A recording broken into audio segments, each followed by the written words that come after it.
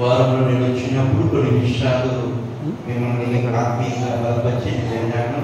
దేవుడు అంతిమ మీ ప్రార్థన కంటేమో మరొకసారి మీ మధ్యలో దేవుడు నన్ను వాడుకున్నాడు.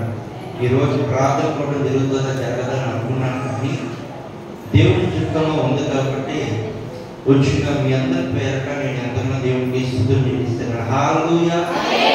కాబట్టి నేను ఎంతో ఆనందిస్తున్నాను. ప్రియులారా, ఈ దినమున దేవుడు ఇచ్చిన విలువైన సమయం బట్టి మనం అందరూ కూడా వినియోగించుకుందాం.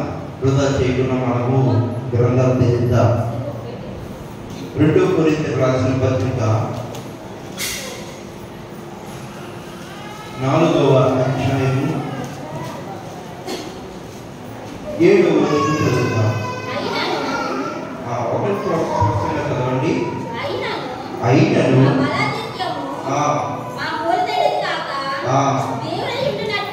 దేవుని ఉన్నట్లు మట్టి ఘట్టములలో ఈ ఐశ్వర్యము మాకు కలదు. చాలు ప్రియులారా, ఈ మట్టి ఘట్టంలో ఈ ఐశ్వర్యం మాకు కలదు. చిన్న ప్రార్థన. మీ అందరి దగ్గర గ్రంథాలు ఉన్నాయో సరిపైకిస్తారా? చిన్న ప్రార్థన చేసుకుందాం.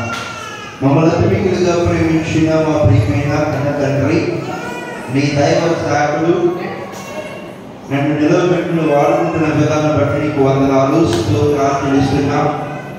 ఈ 2 కొరింథీయులకు రాసిన పత్రికలో 4వ అధ్యాయం 7వ వచనంలో కొన్ని విషయాలు నేను బోధించబోతున్నాను. బిడ్డలకు అర్థమైన రీతిలో మీరు మరుగుపరుచుని వాడుకోండి. నిలబడితే నేను కానీ మాట్లాడేది కాబట్టి నా నోటించే ప్రతి మాట కూడా జీవమును దయచేసి నడిపించమంటూ యేసుక్రీస్తు నామములో అడుగుచున్న పరమ తండ్రి, ఆమేన్. ప్రియులారా, ఈ ఉదయకాల సమయంలో మీరు చక్కగా పాటలు పాడుతూ ఆరాధన చేస్తూ మేము వచ్చేటప్పుడు ఆత్మీయ తండ్రి గారు ముందు మాటల ద్వారా మీ అందరినీ కూడా బలపరిచారు. ఈరోజు నేను కూడా వాక్యానికి సిద్ధపడుతున్నప్పుడు దేవుడు నా జీవితంలో నుండి మాటలు చెప్పాలని ఆశ పెట్టాడు. ఒకరోజు ఇలాగే దైవ సేవకు వస్తున్నప్పుడు ఎంతగానో బైబిల్ చదవడానికి ఎంతగానో ప్రిపేర్ అవుతారు. చాలా మంది కూడా వాక్యం చెప్పాలంటే దేవుడి జ్ఞానం ఉండాలి, మనుషుల జ్ఞానం తెలియదు. కాబట్టి ఆ రోజు ఒక దైవ సేవకుడు తను వాక్యం చెప్పడానికి బైబిల్ చదువుతున్న సమయంలో తనకి ఎంతగానో చదివింది గుర్తున్నట్టు కొన్ని బైబిల్లో అన్ని వచ్చినా చదివాడు. పలానా విషయాన్ని చదువుదామని చెప్పేసి మధ్యలో బైబిల్ చదివేసి మూసుకుని వెంటనే సమయం అయిపోతుందని చెప్పేసి స్నానం చేయడానికి బాత్రూమ్కి వెళ్ళాడు. అయ్యగారు ఇంటికి వెళ్ళారు, బాత్రూంలోకి స్నానం చేయడానికి వెళ్ళాడు. వెళితే తన కుమారుడు ఏం చేసేవాడంటే ఎంతగానో మా నాన్నగారికి బైబిల్లో ఏముంటాయి చెప్పండి, బైబిల్లో ఏముంటాయి? దేవుడి మాటలు ఉంటాయి. కానీ ఈ దైవ శాఖ ఏం చేశారంటే దేవుడి మాటలతో పాటు ఆయనకున్న ఆ ఇంటి దగ్గర ఉన్న చీపురు పొలంలో ఆ బైబిల్లో పెట్టుకున్నాడంట. ఆ చీపురు పొలంలో పెట్టుకుంటే ఈ కుమారుడు ఏం చేశాడంటే వెంటనే ఆ తండ్రి గారు ఎందుకు చీపురు పొలం పెట్టుకున్నాడు, మా తండ్రికి చీపురు పొలం ఎక్కడ పెట్టడం తెలియదని చెప్పేసి చీపురు పొలాన్ని తీసి పక్కన పెట్టేశాడంట. చీపురు పొలాన్ని పక్కన తీసి పెట్టేస్తే ఆ బైబిల్లో ఇంకా బైబిల్ని ఎవరి ముందు చూసుకోకుండా వెంటనే చింపేసుకుని వెంటనే బైబిల్ చింపేసుకుని ఎక్కడికి వెళ్ళిపోయాడంట? వాక్యం చెప్పడానికి ఆ ఊరు వెళ్ళిపోయారు. ఊరు వెళ్ళిపోతున్నప్పుడు ఎంతగానో దైవ శాఖ ఎలాగ రాజు దగ్గర ఎవరైతే మమ్మల్ని స్టేజ్ మీద ఎవరైతే ఆహ్వానించారో అలాగే ఆ దైవ శాఖని ఆహ్వానించారంట. వెంటనే ఈ సమయంలో మన నాయకులు వాక్యం చెప్తారని చెప్పేసి ఆహ్వానిస్తే జనమంతా కూడా చప్పలు కొట్టారంట. అనేక మంది అయ్యగారు ఏం చెప్తారని ఎదురు చూస్తూ ఉంటారంట. మీరు కూడా ఈ రోజున మీరు కూడా వాక్యం ఏంటంటే అయ్యగారు ఏం చెప్తారు, ఏం మాటలు చెప్తారని చెప్పేసి మీరు కూడా ఆసక్తితో ఎలా ఉన్నారో అలాగే ఆ ఊరిలో కూడా దైవ శాఖ వాక్యం చెప్పడానికి ఆసక్తితో ఉన్నారంట. పౌంట్ అవుతుందంట. బైబిల్ అంతా తిరగేస్తున్నాడంట. నా ప్రియమైన సంఘస్థులారా అని చెప్పేసి ఒక్కొక్క బైబిల్లో ఒక్కొక్క మాటలో అలా చెప్తున్నాడు. బైబిల్ అంతా తిరిగేస్తున్నట్టు. కానీ ఆ ఐగర్ దగ్గర నుంచి వెనకాల ఒక పుస్తకాలు వచ్చినాయి అంట. ఏమంటే వెనకాల ఐగర్ రాత్రి ఐగర్ లాంటి వెనకాల పిలిచిన ఐగర్ ఉంటారు కదా, అలాగే ఐగర్ చెప్పండి అని చెప్పేసి అంటా ఉంటారంట. చెప్తాను బాబు అని చెప్పేసి వాకింగ్ చెప్పి వచ్చాయి చెప్తున్నారంట. చెప్తున్నప్పుడు బైబిల్ అంతా తిరిగేస్తున్నారంట. ఇంకా సంఘర్షణ తీసుకొచ్చిందంట. అయితే పవన్ అయిపోయింది కానీ ఇంక ఏం చెప్తుంది చెప్పేసి ఇంకా బాగా టైగర్ మనలో కొంతమంది ఉంటే నేనేం చెప్పను అలా వండుకున్నప్పుడు మీరేం చేస్తారు, అయ్యారు ఎవరు లేచి అయ్యారు ఏం చెప్తుంది ఏంటంటే చెప్పండి అయ్యారు అని చెప్పేసి మీరేమంటారు అడుగుతారు. అడగదా అలాగే అక్కడ సంఘంలో ఒక వ్యక్తి లేచి అయ్యారు వాకింగ్ చెప్పండి అయ్యారు చెప్తే ఎంతగానో అమ్మా ఆగమని చెప్పేసి మళ్ళా బైబిల్ అంతా తిరగాల్సింది కానీ ఏం చెప్తున్నదంట, ఏ మాట చెప్తున్నదంట. చెప్పకపోతే ఇంకా భాషగా ఓపిక సహనం నశించిపోయి పిలిచిన అయ్యగారు ఓపిక సహనం నశించిపోయి అక్కడే లేచి అయ్యగారు మిమ్మల్ని పిలిచాను కానీ మీరేం చేస్తారంటే నేను పెట్టుకున్న పొలం తీసేస్తే మరి నేనేం చేయాలని చెప్పేసి బాధపడతానంట. ఇంక ఏదో చెప్పాలని చెప్పేసి ఎక్కడ రాత్రి పిలిచిన అయ్యగారు ఉంటారు కదా, అయ్యగారు ఏదో చెప్పింది ఏదో చెప్పింది అంటే ఒక మాట ఏదో బైబిల్ తిరిగి తింటే ఏదో ఒక వచ్చిన కనిపించిందంట. ఏం కనిపించింది తన్ను తాను అని వాక్యం కనిపించిందంట. వెంటనే ఏం చేశాడంట అయ్యగారు నా ప్రియమైన సంఘస్థులారా తన్ను తాను అని అంటాడంట. ఇంకా సంఘస్థులు అన్నారు అయ్యగారు ఇప్పుడు వచ్చి మా ఆయన ఇన్ని సంవత్సరాలు పెళ్ళి అయ్యి ఇప్పుడు వచ్చిందంటే ఒకసారి కూడా తనలేదు మీరు వచ్చి ఇప్పుడు పాలకు వచ్చి కూర్చుని నిలబడి వాక్యం చెప్తున్నారు నన్ను తన్నాకు వచ్చారు మీరు ఆ ఊరి చెప్పేసి సంఘస్థలంలో కోపంగా చూస్తున్నారంట. కొంతమంది చెంటి పిల్లలు ఉన్నారంట, చెంటి పిల్లల దగ్గర చెంటి పిల్లలు తెలుగుతారు అన్నారంట. వెంటనే చెంటి పిల్లలు ఏం చేస్తున్నారు ఏడుస్తున్నారు. చూడండి ఒక అమ్మ చెంటి పిల్లలు ఎలా ఏడిస్తుందో అలాగే ఏడ్చిందంట ఒక చెంటి పిల్ల. అలాగే యవనస్తులు కూర్చున్నారు, యవనస్తులు దగ్గరికి వెళ్ళి యవనస్తులు తడుతాము అన్నారంట అయ్యగారు. యవనస్తులు అయ్యగారు ఇప్పుడు ఇన్నాళ్ళు ఇది మా అమ్మ కొట్టలేదు మా నాన్న కొట్టలేదు మీరు కొడతారని చెప్పేసి వాళ్ళు కోపంగా చూస్తున్నారంట. ఇంకా అయ్యగారు వెనక నుంచి ఆశ్చర్యకరణ పిలిచారు కదా ఆయన అంటున్నారట అయ్యగారు ఆ ఒక్క మాట తప్ప ఏం చెప్పాలని అంటే బైబుల్లో పొలం తీసుకున్నారు అలా అనేసి అన్నారట. కానీ ఆయన ఉద్దేశం ఏంటంటే అతను ఏం పెట్టుకున్నాడు తెలుసా, ఒక వాక్యాన్ని ఏం పెట్టుకున్నాడు పొలాలు పెట్టుకున్నాడంట. మొదటి ఇది ప్రారంభించాలి ఎలా ముగించాలి అని చెప్పేసి పొలాలు పెట్టుకున్నాడంట. ఆ పొలం తీసేపోయే పొలం ఎవరు తీసాడంటే కుమార్తె తీసాడు. ఆ పొలం కనిపించక ఏమి చేసినట్టే పొలం తీసేంత కంటరా మరి అని చెప్పేసి ఆ సంఘంలో చెప్పాడు. అక్కడ ఏమైందంటే ఎంతగానో అవమానం జరిగింది. ఈరోజు మీకు చెప్తున్న మాట ఏంటంటే కొన్నిసార్లు దేవుడు ఏర్పాటు చేసుకుంటాడు కానీ ఆ ఏర్పాటులో కూడా సిద్ధపాటు కలిగే మనస్సు మనలో ఉండాలి. ఈరోజు నేను సిద్ధపాటుని కలిగి వచ్చాను కానీ దేవుడు నన్ను వాడుకుంటే మీ అందరికీ అర్థమవుతుంది తప్ప దేవుడు వాడకపోతే నేను ఎంత పావుని చెప్పినా అరగంట చెప్పినా గంట సేపు చెప్పినా 2 గంటలు చెప్పినా మీకు అందరికీ ఎలా ఉంటుంది తెలుసా ఎప్పుడు ముగిస్తారు అయ్యారు అనేది అనిపిస్తూ ఉంటారు. ఈరోజు నేను మాత్రము ఆ దైవ శాఖలో పొలం పెట్టరాదు కానీ బైబిల్లో ఉన్నది చెప్పి నేను గెలవాలని ఆశపడుతున్నాను. ఈ 2వ కొరింథీ రాసిన పత్రిక 4వ అధ్యాయం 7వ వచనంలో ఏమంటున్నాడంటే కుమ్మరి వాడు అక్కడ ఒకసారి మళ్ళీ చదువుదాం. అయినను బలాత్యము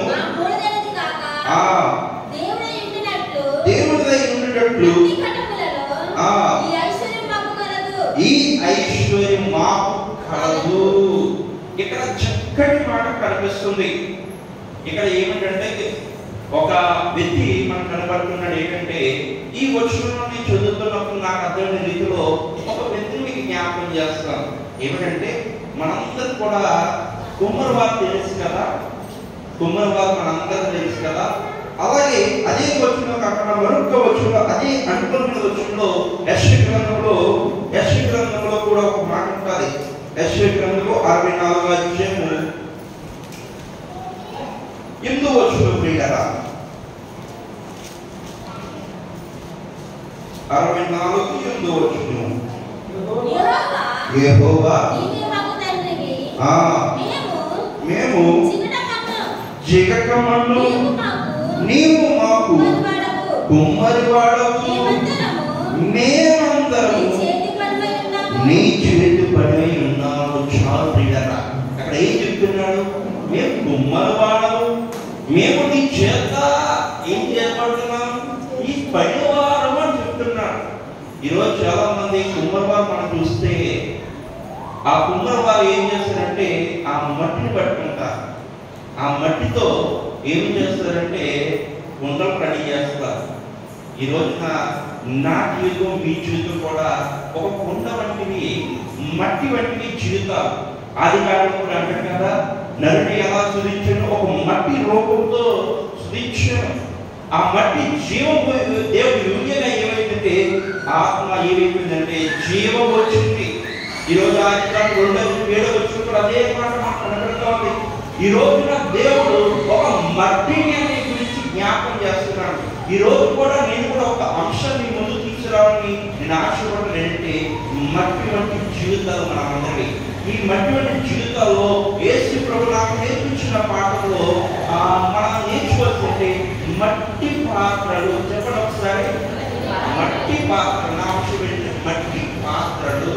ఆ మట్టి పాత్ర ఉండే లక్షణాలు కూడా చెప్తాను, జాగ్రత్తగా ప్రయత్నించండి. ఈ రోజున ఆ కుమ్మరి వాడు ఏం చేస్తాడంటే, తన చూడడానికి ఆ మట్టి ఉంటుంది కదా, ఆ మట్టితో అనేక రకాలతో దాన్ని రూపణ చేస్తాడు.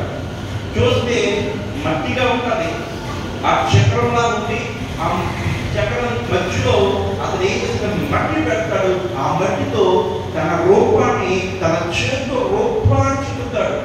అది కొండ కానివ్వండి, లేదంటే పాత్ర కానివ్వండి, లేదంటే చిన్నదే. ఒక్కొక్కసారి చిన్నదాంతో చేస్తాడు, ఒక్కొక్కసారి పెద్దదే చేస్తాడు. కానీ ఆ పని మాత్రం ఏం చేస్తుంటే, ఒక ఏమనుకున్నాడంటే ఆ మట్టివాడు మొదటగా తన హృదయంలో, తన మనసులో ఏమనుకున్నాడంటే, నేను ఎలాగా చెయ్యాలని చెప్పేసి మనసులో అనుకుంటాడు. ఆ మనసులో అనుకున్నది ఏం చేస్తుంటే బయటకి చేస్తా ఉంటాడు. ఈరోజు నీ జీవితంలో కూడా యేసు ప్రభు ఈ భూలోకంలో నేను ఎందుకు పెట్టాడంటే ఒక ఉద్దేశంతో పెట్టాడు. ఆ ఉద్దేశాన్ని నెరవేర్చాలంటే నువ్వేమి చేయాలంటే ఆ రూపంలో నువ్వేముండాలంటే దేవుని మాదిరికరంగా ఉండాలి. ఈ రోజున దేవుడు మాదిరికరంగా ఉండకపోతే దేవుడు అనుకున్న ఆలోచన ఏమైనా చేయగలడా? చేయలేడు. మొదట కుమ్మరివాడు కూడా ఏం చేస్తుంటే మొదటగా మనసులో అనుకుంటాడు, ఆ రూపం వచ్చినప్పుడు కూడా అది ఏం చేస్తుంటే ఆ రూపం వచ్చినప్పుడు కూడా తను చేస్తూనే ఉంటాడు. ఆఖరికి ఆ రూపం వచ్చేలాగా తనను ఎంతగానో కనపడతారు. ఈ రోజున ఆ కుమ్మరివాడు ఏ విధంగా రూపం తెచ్చాడో గురించి నేను మాట్లాడాలనుకోవట్లేదు, కానీ ఆ రూపంలో కొన్ని పాత్రలు ఉన్నాయి. బైబిల్లో అనేకమైన పాత్రలు ఉన్నాయి, కానీ నేను చెప్పడానికి సరిపోదు. కానీ ఒక లేదా 2-3 మాటల గురించి చెప్పాలని ఆశపడతాను. ఈ ఆశపడటం మొట్టమొదటి ఏంటంటే, మొట్టమొదటి అలంకరించుకునే పాత్ర. ఏ పాత్ర ఇది? చాలా మంది చూడండి, అలంకరించుకోవడంలో చాలా ఇష్టం అందరికి కూడా. చాలా మంది ఉదయాన్నే లేచిన వెంటనే ఏం చేస్తారు తెలుసా? అలంకరించుకుంటారు. కొంతమంది అద్దముల దగ్గర చూడండి, ఉదయం లేచినప్పుడు కొంతమంది ఏం చేస్తారు? అద్దం దగ్గరికి వెళ్ళిపోతారు. ఎందుకంటే జుట్టు నాకు పడైపోయినా, లేదంటే ముఖం బాగోలేదా అని చెప్పేసి ఏం చేస్తారు? ఏంటంటే అద్దం దగ్గరికి వెళ్ళి ఎంతగానో శుభ్రం చేసుకుంటారు. ఈరోజు అలంకరణ చాలా మంది జీవితంలో వారు ఎంతగానో స్థానం ఇచ్చేది ఏంటంటే అలంకరణకి ఇస్తారు. కొంతమంది అలంకరణ ప్రాణం ఇచ్చేస్తారు. కానీ అలాంటి విషయంలో, అలంకరణలో యేసు ప్రభువు ఒక విషయం చెప్పారు. ఆ విషయం మీకు చెప్తాను. మత్తయి సువార్త 6వ అధ్యాయము 5వ వచనం కదా. మత్తయి సువార్త 6:5 వచనము చూద్దాం. 6:5 మరియు మీరు ప్రార్థన చేసినప్పుడు వేషధారులు ఉండవద్దు, మనుషులకు కనబడవలనని సమాజ మందిరములో నిలిచి ప్రార్థన చేయుట వారికి ఇష్టము. చాలా ప్రియులారా, ఇక్కడ ఏం చెప్తున్నట్టే యేసు ప్రభు వారు రహస్యమున్న తండ్రి మహిషని. కొంతమంది ప్రార్థన ఎలా ఉంటుంది తెలుసా? సన్నిధికి వస్తారు, ఇక్కడ జరుగుతారు. కానీ నాకు తెలిసిన విషయంలో ఒక ఊళ్ళో వాపు చెప్పేటట్టు ఈ విషయం జరిగింది. వెంటనే ఆయన ప్రిన్సెస్ ఎదురిస్తే ఆరాధన జరుగుతుంది. ఆరాధన జరుగుతున్నప్పుడు ఒక ఆమె ప్రార్థన చేసుకుంటుంది. నాకు వాదన తీయించు, నాకున్న కష్టాలను తీయించు. చేస్తుంది. ఏం చేసినా కానీ ఆమె ప్రార్థన అనుకున్నా నా ప్రార్థన నిన్నే జీవించి ప్రభుని ప్రార్థన చేసుకుంటాను. ఏమని ప్రార్థన చేసుకుంటుంది? తన కొరకు ప్రార్థన చేస్తుంది. యేసు ప్రభువారికి ఈ వచనంలో ఏమంటే రహస్యమందున్న మీ తండ్రికి ప్రార్థన చేయండి అక్కడ కనబడుతుంది. ఈ ప్రార్థనని చెప్పే ప్రార్థన ఎలా ఉంది? తనకి ఇష్టంగా ఉన్నది, తనకు నచ్చిన ప్రార్థన చేస్తుంది. కానీ దేవుడితో ప్రార్థన చేస్తుంది. కానీ ఎవరైనా బాగుపడవచ్చుగా ప్రభువా నిన్నే బాగు చేయి, నిన్నే బాగు చేయి అని చెప్పే ప్రార్థన. చాలా మంది చూడండి, ఈరోజు మేము ఈ స్థాయిలో ఉన్నాం. కొంతమంది చూస్తే ప్రభు ఆమె దీవించేసినట్టు దీవించలేదు, ఆమె వస్త్రాలు చూసి చాలా బాగున్నాయి, నా వస్త్రాలు ఎలా ఉన్నాయి, అలంకరణ చేసుకుంటాం. కొంతమంది అలంకరణ ప్రారంభం చేస్తారు. చాలా మంది ఆడవాళ్ళు ఏం చేస్తారంటే, మీరందరూ మంచివారే, కొంతమంది ఆడవాళ్ళు ఏం చేస్తారంటే ఏమి లేకపోయినా అలంకరణకి ప్రాధాన్యత ఇస్తారు. అలంకరణకి ప్రాధాన్యత ఎలా ఇస్తారంటే, ఏమండి ఏమి ఉన్నా లేకపోయినా, డబ్బు ఉన్నా లేకపోయినా ఎంతగానో మీరేం చేయండి, మాకు వెంటనే అది ఇచ్చేయండి అని చెప్పేసి అంటారు. ఈ రోజున ఈ నేను చెప్పే మాటలో అలంకరణ అంటే దేవుడు మనం అలంకరించడానికి సిద్ధపడుతున్నాడు. ఈ అలంకరణ ఏంటంటే మనుషులు కనపడకుండా రహస్యం ఉన్న తండ్రికి మీరు ఏం చేయండి అలంకరించాలి. ఈ రోజు చాలా మంది పై రూపాన్ని వేస్తున్నా కానీ హృదయాంతరంగా దేవుడు అంటే ప్రభు యేసు క్రీస్తు. ఈరోజు మనం పై అలంకరణ, ఈరోజు నేను వైపు బట్టలు వేసుకున్నాను. నేను ఇప్పుడు వెళ్ళే దారిలో ఏమన్నా కారుడైనా బట్టోడైనా కొంచెం స్పీడ్గా వెళ్ళేటప్పుడు నా పక్క నుంచే నా బట్టలు ఏమైపోతాయి, అయిపోతాయి. ఈ శుభ్రం చేయడం నాకు చాలా సమయం తీసుకుంటుంది. ఎందుకంటే ఈ బట్టలు వైపు బట్టలు, ఈ వైపు బట్టలు శుభ్రం చేయడానికి సమయం ఎక్కువే. దేవుడు అడుగుతున్నాడు అదే, పాడైపోతున్న బ్రతుకుని మార్చడానికి ఇష్టపడుతున్నాడు. కానీ మన హృదయాన్ని కోరుతున్నాడు, మనమే మన హృదయాన్ని ఇవ్వలేకపోతున్నాం. అందుకే దేవుడు ఏం చేస్తున్నాడంటే ఇంకా సమస్యలు వస్తున్నాయి, ఇంకా ఇబ్బందులు వస్తున్నాయి. ఈ రోజు నేను చెప్పే పాత్ర ఏంటంటే అలంకరించుకునే పాత్ర. ఈ అలంకరించుకునే పాత్రలో నువ్వు దేవుని ఎలాగ అలంకరించినట్టే, నాకు ఏది వచ్చినా, ఏ శోధన వచ్చినా, ఏ ఇబ్బంది వచ్చినా నువ్వే నాకు తోడుగా ఉండు ప్రభు. దేవుని మహిమపరచాలి. దేవుని నామానికి మహిమ. హల్లెలూయా. రెండో పాత్ర ఏమిటంటే చూసే పాత్ర. ఏం పాత్ర? చూసే పాత్ర. తనకున్నదాన్ని బయటికి చెప్పేదే పాత్ర అన్నమాట. చూసే పాత్ర అని చెప్పాడు.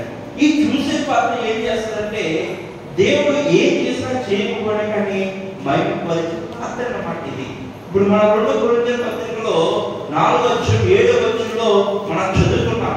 ఆ చదువుకున్న మాట చివరి లైన్లో మాట్లాడుతూ చివరి లైన్లో చూడండి ఒకసారి. 2 కొరింథీయుల పత్రిక 4:7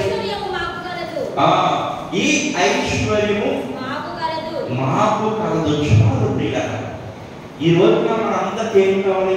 ఐశ్వర్యం కావాలి.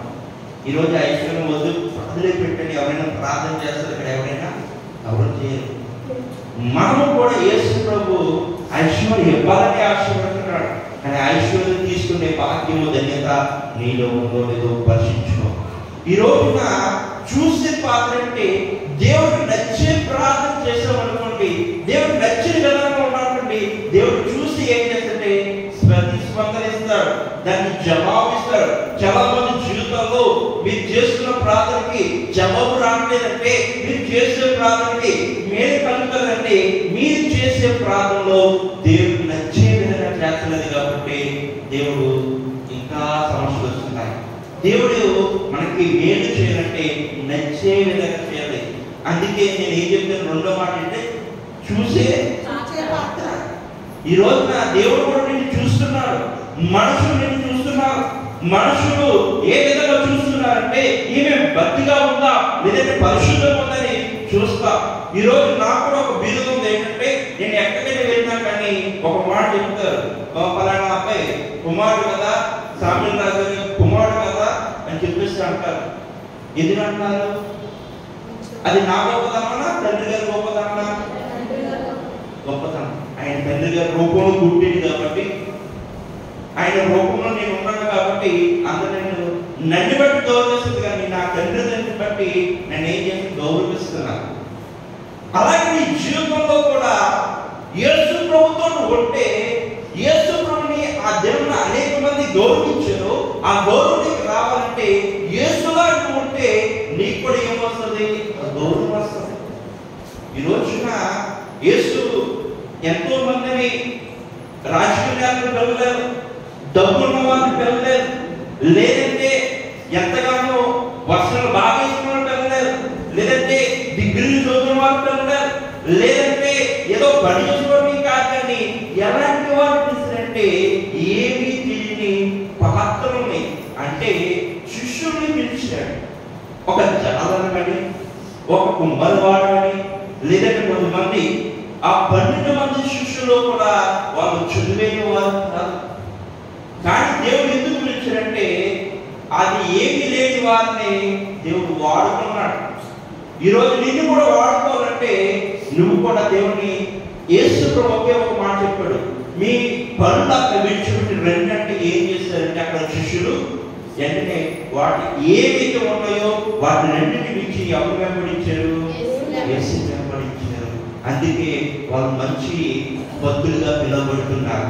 ఈ రోజు కూడా నువ్వు కూడా యేసు ప్రభు నిన్న ఒక విషయం చెప్పాడు, ప్రతి ఆత్మ వచ్చేసి ప్రార్థించాలంటే నువ్వేంటి వెంటనే ప్రార్థించడానికి ప్రారంభించు. అంతేగాని మనం ఏం చేస్తామంటే ప్రభా ప్రార్థన 10 గంటలు కదా వెళ్తాంలే, 10:30 వెళ్తాంలే, 11:30 వెళ్తాంలే అని చెప్పేసి మనం ఏం చేస్తుంటే వెంటనే నిర్లక్ష్యం చేస్తున్నాం. కాబట్టి ఏం పోగొట్టుకుంటుంటే ఆశీర్వాదాలు పోగొట్టుకుంటాం. ఇక్కడ ఈ కొరింథీ పత్రికలో కూడా ఏమంటున్నాడంటే మీ ఐశ్వర్యమును ఇచ్చుదురు. ఈ రోజున మీకు ఐశ్వర్యం కావాలన్నా, మేలు కావాలన్నా, ఏది కావాలన్నా కానీ మనకు ఎవరు ఇవ్వాలంటే ప్రభువైన యేసుక్రీస్తు ఇవ్వాలి. ఈరోజు ఆ ప్రభువైన యేసుక్రీస్తు రూపంలో ఉంటే నువ్వెంతగానో దీవించబడతావు. మనం యేసు ప్రభు రూపంలో లేవు కాబట్టి, దేవుడు నచ్చిన విధంగా లేకపోవడం కాబట్టి నీవు ఆశీర్వాదాలు పొందుకోలేకపోతున్నావు. ఈరోజు నువ్వు ఆశీర్వాదాలు కావాలంటే నేటికి 7 నెలల పూర్తయిపోయి 8వ నెల 6వ తారీఖు మనం ప్రవేశపెట్టాం. ఈ 6 నెలలో కూడా దేవుడు నీ జీవితంలో గొప్ప కార్యం చేయాలంటే మనం ఏమించాలంటే ఇప్పుడు వరకు మనకు నచ్చిన చేస్తాం, ఇప్పుడు నుంచి ఎవరికి నచ్చినట్టు చేయాలి? దేవుడికి నచ్చినట్టు చేయాలి. దేవుడికి నచ్చినట్టు చేస్తాం అనుకోండి, ఆయన ఏం చేస్తాడు? ఐశ్వర్యం ఇస్తాడు.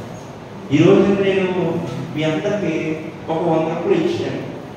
ఇక్కడ సంఘంలో ఎంతమంది ఉన్నారో మీ అందరికీ ఒక్కొక్కరికి ఒక 100 రూపాయలు ఇచ్చాను. ఇస్తే ఆయన దీవించిన ప్రభు ప్రార్థన చేసుకుని మళ్ళా రేపు వచ్చాను, మళ్ళా 100 రూపాయలు ఇచ్చాను, ప్రార్థన చేశాను. నా దగ్గర ఉన్నసేపు అలా ఇచ్చుకుంటూ పోయాను. నా దగ్గర ఏమీ లేవు. వెంటనే ఎప్పుడు రాలేదంటే డబ్బులు అవ్వదని చెప్పేసి అడుగుతా ఉంటాను. అడుగుతారు అడుగుతారు.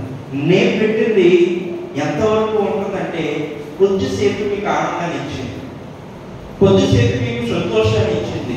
కానీ దేవుడు ఐశ్వర్యం చూసారా, తరనాటి తీరవాలి, అది ఎప్పటికీ తీరదు. ఎంతగానో నీకు ఏది కావాలన్నా, ఏది ఉండాలన్నా దేవుడు సమృద్ధిగా ఇస్తాడు. అలాంటి వారు ఎవరంటే యోబు తన జీవితంలో ఎంతగానో అన్ని కోల్పోయాడు. అన్ని కోల్పోయినప్పుడు దేవుడిని మాత్రం ఏం చేశాడంటే విడిచిపెట్టలేదు. ఏం చేశాడు? విడిచిపెట్టలేదు. మనం ఏదైతే శోధన వచ్చింది, ఇబ్బంది వచ్చిందంటే ఎవరు విడిచిపెడతారు? మొదటిగా దేవుడు విడిచిపెడతారు. యోబు తన జీవితంలో తన భార్య అన్నది దేవుడు మాట మర్చిపోయి వెంటనే వెళ్ళిపోవచ్చు కదా అని చెబితే నువ్వు అలా మాట్లాడని చెప్పేసి భార్యనైనా విడిచిపెట్టాడు. వెంటనే ప్రార్థన చేసుకున్నాడు. కన్నా స్నేహితులు వచ్చారు. స్నేహితులు కూడా అన్నారు, నీ శరీరం బాగోలేదు కాబట్టి నువ్వు స్మరించిన యేసు ప్రభువును విడిచిపెట్టచ్చు కదంటే, కానీ వాళ్ళు మాట్లాడి వినకుండా ఏం చేశాడంటే నమ్మకంగా ఎవరికి మొరపెట్టాడు? దేవుడికి మొరపెట్టాడు. బాధ వచ్చింది, సమస్య వచ్చింది, కొద్దిసేపు కొన్ని రోజులు కొన్ని వారాలు సమస్య వచ్చినా కానీ విడిచిపెట్టలేదు. ఏం విడిచిపెట్టదు? ప్రార్థన జీవితంలో విడిచిపెట్టలేదు. విడిచిపెట్టకుండా ఏం చేస్తుంటే ప్రార్థన చేసుకున్నాడు. కొద్ది రోజులు అయిపోయింది. వెంటనే తన యోబు తన జీవితంలో ఏదైతే పోగొట్టుకున్నాడో, ఏ ఆనందం అయితే పోగొట్టుకున్నాడో 200 ఆశీర్వాదాన్ని ఎవరికి దయచేశాడంటే యోబుకు దయచేశారు. దేవుని నామానికి మహిమ. హల్లెలూయా. తన కోల్పోయిన స్థితి అంతటి కూడా మరలా పునరుద్ధరించాడు. ఏ కుటుంబం అయితే అవమానించిందో, ఏ కుటుంబం అయితే ఎంత శోధన పడడో, దానికి రెట్టిపోయిన కుటుంబాన్ని దేవుడు ఎవరికి ఇచ్చారు? ఈరోజు నీ జీవితం కూడా, నీ కుటుంబం కూడా అలాగే ఉండాలంటే మనం ఏంటంటే దేవుడు చూసే విధంగా మనం కూడా ఉంటే దేవుడు మాదిరిగా వాడుకుంటాడు. మొట్టమొదటి ఏం చెప్పాను? మొట్టమొదటి అలంకరించుకునే పాత్ర, రెండోది ఏమిటన్నాను? చూసే పాత్ర. ఈ రెండు పాత్రలు ఉన్నాయి. ఈ రెండు పాత్రలు బాగానే ఉన్నాయి. ఈ మూడో పాత్ర అంటే పగిలిన పాత్ర. చాలా మంది జీవితాలు పగిలిపోతున్నాయి.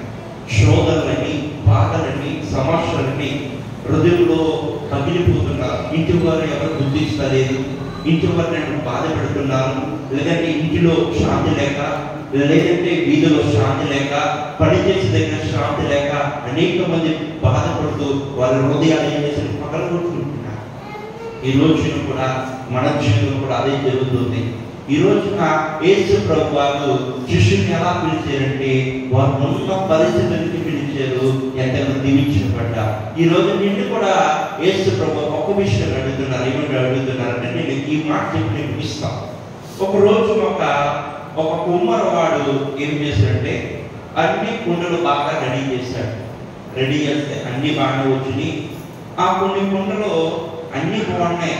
ఆ కుండలు మనం ఏం చేస్తుంటే అమ్మకాన్ని తీసుకొస్తారు. ఈ అమ్మకాన్ని తీసుకొస్తున్నప్పుడు ఆ రొంగులు కొన్ని కుండలకు రొంగులు వేసి అలంకరణ ఉంటారు. అలంకరణ చేసి చూస్తే ఎంతగానో బాగుందని చెప్పేసి ఇంట్లో బాగున్న పెయింటింగ్ వేసిన బాగున్నది ఇంటి దగ్గర హాల్లో పెట్టుకున్నారంట. హాల్లో పెట్టుకుంటే ఒక వ్యక్తి వచ్చి చూసి, ఏమంటే ఇది ఎక్కడంటే చాలా బాగుంది, ఎవరు పెయింటింగ్ వేస్తారు, ఈ కొండ ఎవరు రెడీ చేశారని అడిగితే వెంటనే పలాయన చేసేసి చూస్తే దగ్గరికి వెళ్ళి చూసిందంట. ఆ దగ్గరికి వెళ్ళి చూస్తే ఆ కొండ అంతా షోయింగ్ అనమాట. ఆ కొండలో ఏమీ లేదు, పై అలంకరణ తప్ప కానీ లోపల మాత్రం ఏమీ లేదు. చూస్తే అదేంటిది, లోపల ఏమి లేకుండా ఇంత అందాన్ని ఇచ్చింది ఏంటంటే అది ఆర్టిస్ట్ యొక్క గొప్పతనం. రెండోది ఏంటంటే చూసిందని కావాలనుకున్నారు, దాంట్లో ఏమీ లేదు. ఈ మూడోది చూసేది తెలుసా, పగిలిపోయిన పాత్ర అన్నాడు కదా. ఈ పగిలిపోయిన కొండ ఒకటి ఉందంట ఆ ఇంట్లో. ఎంతగానో ఈ బాగున్నది ఎక్కడ పెట్టుకున్నారు? హాల్లో పెట్టుకున్నారు. పగిలిపోయింది ఎక్కడ పెట్టుకున్నారంటే ఏ షోరూమ్ లో పెట్టుకున్నారంట. వెంటనే ఆ ఇంట్లో ఉన్న ఆ గురువు గారు ఆ వ్యక్తి ఆర్మని షేప్ చేసిందంటే వెంటనే ఈ రెండు కొండలు పెట్టి వెళ్ళిందంట. ఒకటి పాడైపోయిన కొండ, పగిలిపోయిన కొండ పెట్టుకెళ్ళింది, ఒకటి బాగున్న కొండ పెట్టుకెళ్ళింది. బాగున్నది ఎక్కడ పెట్టుకున్నదంటే తల మీద పెట్టుకుందంట. బాగోలేదు ఎక్కడ పెట్టుకుందంటే ఇలా చేతితో పెట్టుకుందంట. ఎందుకంటే తన నేను దానికి ఎక్కడికి వెళ్ళేదంటే కొండ దగ్గరికి వెళ్ళేదంట. ఈ కొండ దగ్గరికి వెళ్ళడానికి రవాణాగా 2 కిలోమీటర్లు ఉండేదంట. ఈ 2 కిలోమీటర్లు ఉంటే కొద్ది రోజులు అలాగే బాగున్న కొండ, బాగులేని కొండ మాట్లాడుకుంటున్నాయంట. ఈమె నీళ్ళు పట్టుకుని కాబట్టి చూసేవా, నువ్వు బాగలేదు కాబట్టి నిన్ను ఎక్కడ పెట్టుకున్నది? చేతితో పెట్టుకుంది. నేను బాగున్నాను కాబట్టి ఎక్కడ పెట్టుకుంది? తల మీద పెట్టుకుంది. నీకెక్కు విలువ ఉందా, నాకెక్కు విలువ ఉందని ఈ కొండలు మాట్లాడుకుంటున్నాయంట. ఈ మాట్లాడుకుంటే నిజమే అని చెప్పి కొండలు మాట్లాడుతుంది. బాగులేని కొండ చెప్తుందంట. నిజమే, ఇన్ని సంవత్సరాలు బట్టి అమ్మగారికి నేను చాలా లోబడి ఉన్నాను, అందుకే వయసు మీద పడింది కదా, అందుకే పగిలిపోయాను, పడికిరాకని అయిపోయాను. అయినా కానీ వదలకుండా మా అమ్మగారు ఏం చేస్తున్నాను, నన్ను బాగున్నారని చెప్పేసి బాధపడుతూ బాగున్నా చెప్తుందంట. నువ్వు ఎప్పటికైనా పాడైపోయిందనే ఇంకా అలాగే బాధపడాలి నీ జీవితం చెప్పేసి ఆ కొండతో చెప్తుంటే నిజమే చెప్పి బాధపడుతూ వెళ్తుందట. 2 రోజులు 3 రోజులు అలాగే వెళ్తుందంట.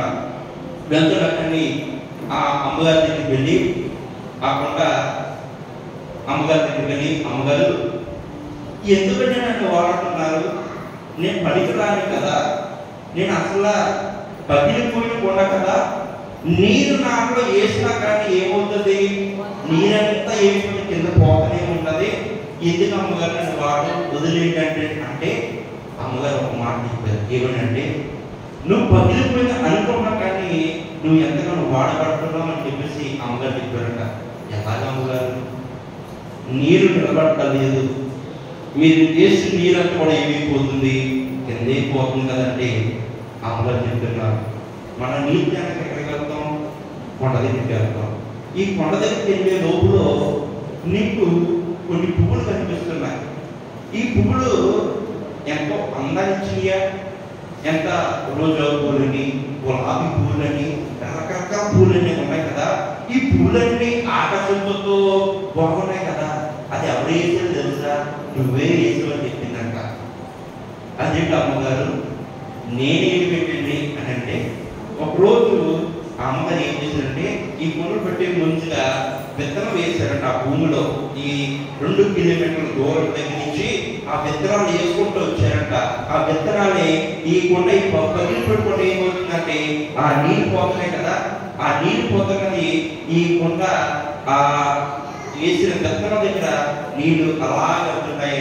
ఆ విత్తనం ఎంత ఫలించింది. చెట్లు అలాగే పువ్వులు వీసి వెంటనే అది ఆశీర్వాదం కదా. ఆ కొండ ఏమైంది, వాటిని చేపట్టించింది. అప్పుడు అమ్మగారు ఎలా దీవిస్తున్నారంటే, నువ్వు వేసిన నీళ్ళు బట్టి, ఆ వేసిన విత్తనాలు బట్టి, ఆ పువ్వులతో నేను నా జీవితాన్ని నడిపిస్తున్నానని దేవుడు చెప్పాడు. దేవుడు నామమున పైగా హల్లెలూయా. ఈరోజు పగిలిపోయిన పనులు అనుకుంటా, కానీ పగిలిపోయే ఒక విషయంలో దానికి ఉన్న కష్టాలు తెలిసి ఏ విధంగా ఉండాలో తెలుసు. ఈరోజు నీ జీవితంలో పగిలిపోతున్న పరిస్థితులు నీకు రావచ్చు, పగిలిపోయిన హృదయాలు ఉండొచ్చు. కానీ దేవుడు అడుగుతుంది, ఆస్తిని అడుగుతలేదు, ధనవంతులను అడుగుతలేదు, ఎంతగానో చదువు అని అడుగుతలేదు. నీకున్న పగిలిపోయిన హృదయంతో నా దగ్గరకు రా, నేను మారుస్తాను. ఈరోజు నా కష్టాలతో నువ్వు ప్రార్థన చేస్తావు. నీకు కష్టం తెలిసి విలువ తెలుసు కదా. ఈ రూపాయి ఉందంటే, ఈ ఇంటిలో రూపాయి ఉందంటే ఏ విధంగా నా బిడ్డలు పెట్టాలి, నా బతుకు పెట్టాలి, అది తెలుసు కదా. ఆ హృదయంతో వచ్చి దేవుడి దగ్గర మోకలేసి ప్రార్థన చేస్తే దేవుడు ఆ రూపాయిని రేపొద్దున 10 రూపాయలు చేస్తాడు, రేపొద్దున 100 రూపాయలు చేస్తాడు, ఆ రేపొద్దున 1000 రూపాయలు కూడా చేయగలరా దేవుడు, మన దేవుడు. హల్లెలూయా. ఈరోజు మీకు ఎందుకు ఈ వాక్యాన్ని మీకు జ్ఞాపకం చేశానంటే, ఈ రోజున అలంకరించిన పాత్రలు ఉన్నామేమో, చూసే పాత్ర ఉన్నామేమో, ఈ 2 దేవుడు అడుగుతారు. కానీ పగిలిపోయిన పాత్ర గురించి చెప్పాడంటే, ఈ రోజు ప్రతి విషయంలో కూడా పగిలిపోయిన మనసులు ఉన్నాయి. ఆ పగిలిపోయిన మనసులోనే దేవుడు ఏం చేస్తుంటే, నిన్ను నేను వాడుకుంటానని దేవుడు వాగ్దానం చేశాడు. ఈ రోజున అలాంటి పరిస్థితుల్లో ఉన్నామేమో, ఈ రోజున నేటికి శోధనతో, ఇబ్బందులతో, సమస్యలతో ఉన్నామేమో, దేవుడు అడుగుతుంది ఏమంటే మీరు హృదయాన్ని అడుగుతున్నాడు. చాలా మంది అంటారు, ఫ్రెండ్షిప్ డే వచ్చింది, నేను ఆదివారం తిన్నాను, ఏమండి నాకు ఫ్రెండ్ అంటే చాలా ఇష్టం అండి అని చెప్పేసి అంటారు. ఆ ఫ్రెండ్ నేను మోసం చేస్తే నేను ఏమితో బాధపడతాను, పగిలిపోయిందండి మనసు అండి. ఆమె కొరకు లేదంటే ఆ అబ్బాయి కొరకు ఎంతగానో నేను నమ్మకం పెట్టుకున్నా, ఆ నమ్మకాన్ని వృధా చేశాడు. కాబట్టి ఈరోజు ఈ భూలోకం మీద నమ్మకం పెట్టుకుంటే నిన్ను బాధ పెడతాకండి. ఎవరి మీద నమ్మకం పెట్టుకోనంటే ప్రభు అయిన యేసుక్రీస్తు దగ్గర నమ్మకం పెట్టుకోనండి. ఏ శోధన రాకుండా నిన్ను ఆశీర్వదించే దేవుడు బిడ్డరా. ఒక 3 విషయాలు చెప్పాను. మొట్టమొదటి ఏం చెప్పేసి నేను చేస్తాను, అలంకరించుకునే పాత్ర, రెండోది చూసే పాత్ర, పగిలిన పాత్ర. ఈ 3 పాత్రలో ఏ పాత్రగా ఉన్నావో పరీక్షించుకున్నాం. దేవుడైతే పగిలిన దాన్ని శ్రేష్టంగా వాడాడు. ఉదాహరణగా ఆ స్త్రీ తన జీవితంలో కూడా పగిలిపోయిన దాన్ని శ్రేష్టంగా వాడాడు. నీ జీవితంలో కూడా అలాంటి విషయంలో వస్తే దేవుడు ఇప్పుడే మోకరించి ప్రార్థన చేసుకుందామా? ఈ సమయంలో ఉన్న స్థలం నుంచి మోకాలు వేసి దేవుడు అడుగుదాం. దేవుడు ఈ సమయంలో నీ జీవితంలో దేవుడు గొప్ప కార్యాలు జరగలాగా, దేవుడు ఆశ్చర్యకాలు జరగలాగా ప్రార్థన చేసుకుందాం. దేవా, నా జీవితంలో తండ్రి నేను పైకి అలంకరించుకుంటున్నాను, కానీ ఎంతగానో తండ్రి నీకు ఇష్టమైన పాత్రగా నేను ప్రభు చూసే పాత్ర అని చెప్తున్నాను. నువ్వు ప్రతిదీ నన్ను మమ్మల్ని అందరినీ చూస్తున్నావు తండ్రి. ఆ చూసే దాంట్లో నీకు నమ్మకంగా ఉండే పాత్ర మరచిపోతావు ప్రభు.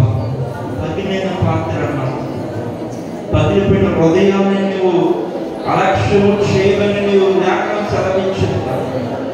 ఈరోజు మా జీవితంలో మా పరిస్థితులు ప్రభావం నువ్వే గొప్పగా ఇప్పుడు ఆశ్చర్యకారంగా జరిపించి నడిపించమని నడుచున్నాను దేవుడు యేసయ్యకు వందనాలు స్తోత్రాలు.